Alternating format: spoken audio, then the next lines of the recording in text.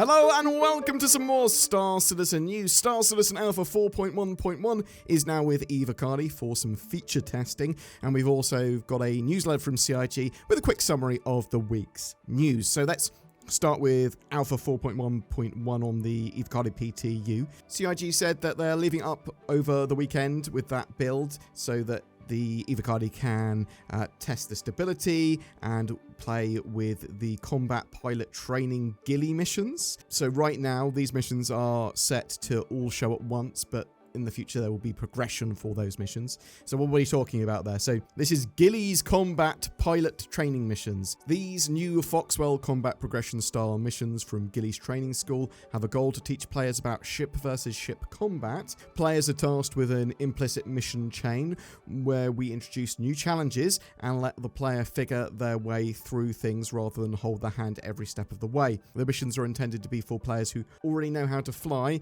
and are at least somewhat familiar with the game, but don't necessarily engage in much, if any, ship combat at all. There are 8 missions total to unlock and progress through, with increasing difficulty and complexity for this PTU, although all missions are obviously showing at once. Really like that, because this is sort of like a, not necessarily a new player experience, this is a sort of set of tutorial missions for players that want to get deeper into combat. And I'm hoping that we see that as like enclosed little missions for every role in the game. So you can go, actually, I want to try my hand at bounty hunting. I want to try my hand at mining. Bam. There's a set of missions I can do that will sort of delve into that role or those roles and teach me what I can get out of them at sort of the early and intermediate tier.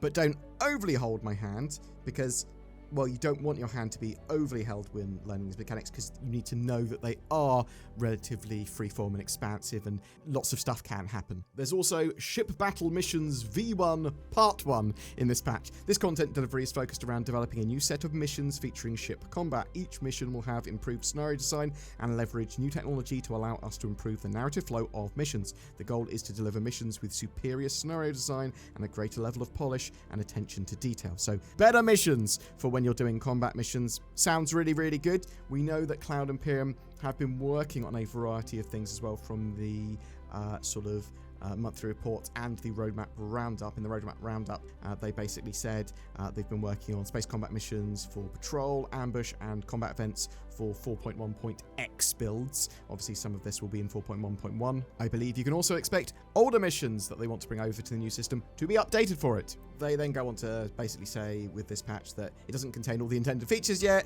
which will be added as they become available. Some features may be implemented in a partial state and as such are not ready for testing and may be subject to removal. So sort of bear that in mind. The main sort of testing focus here is stability, sort of finding bugs, and the Ghillie's combat pilot training missions.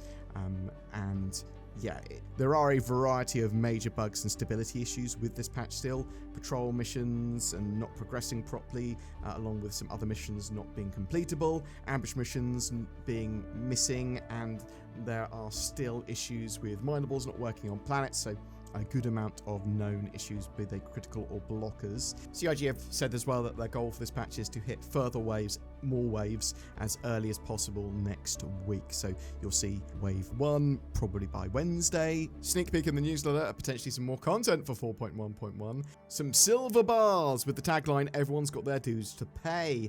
It looks like these might be physical currency rewards for some missions, or faction rep, or some form of new cargo, or all of the above. CitizenCon Direct and Roadmap Roundup was the name of the newsletter this time around.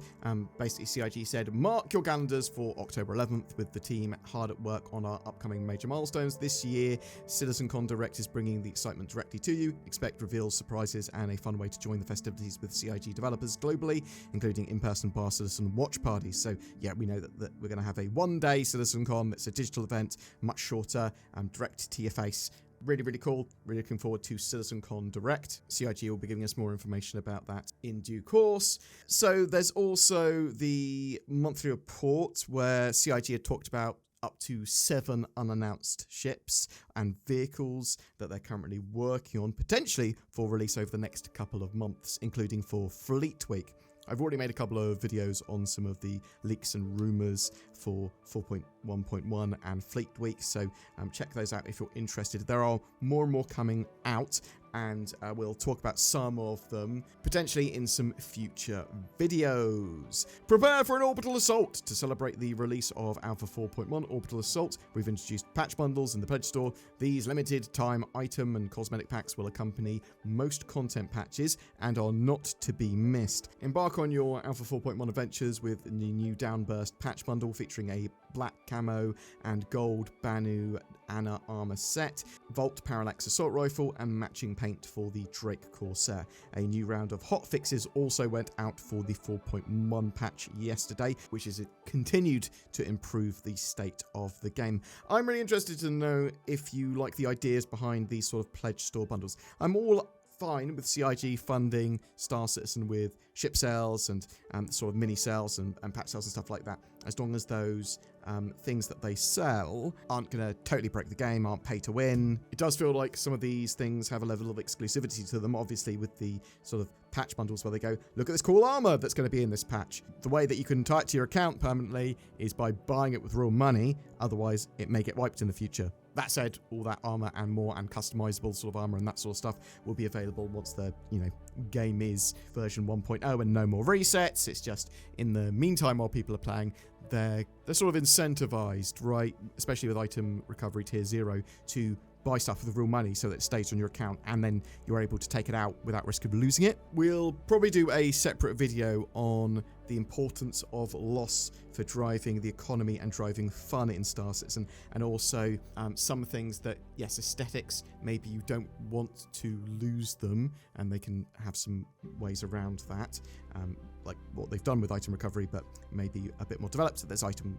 recovery version or tier 1 and tier 2 that's still to come, which may solve these issues. But with ship components and gear and lots of other stuff, you want a lot of loss potentially in Star Citizen to drive the economy in the same or at least a similar vein to Eve's. Now, you don't necessarily need to do that. You can do it in lots of other ways by having like expensive costs or lots of costs for ammo and fuel and stuff like that.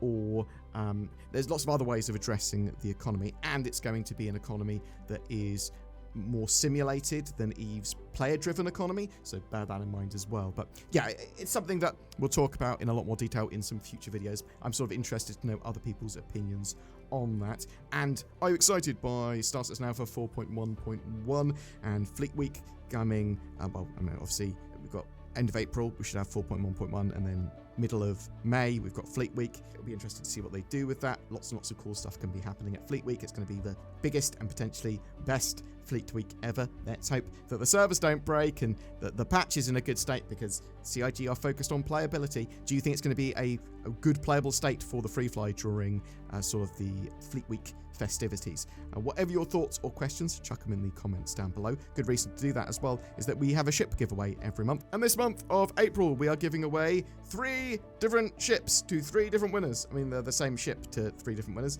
It's a Drake Golem. They each come with lifetime insurance and a gameplay package. One of them was given to us by CIG to be one of those 3 lucky winners. Just comment on any of my videos made during April. Thank you so much for watching. It is appreciated. We've got links down below to things like THRUSTMASTer joysticks. You might want to click on that to get some great sticks. You also got things like NordVPN below, nordvpn.com/BoredGamer, all that sort of stuff. Game Glass, they're running some promotions at the moment as well. Game Glass is absolutely great. You can make your tablet, your phone, or a touchscreen laptop into just an awesome touchscreen interface for your ship or whatever. It's absolutely cool. Go check that stuff out. Thank you so much for watching. There's nothing else to say other than have a great April, and I'll see you in the verse.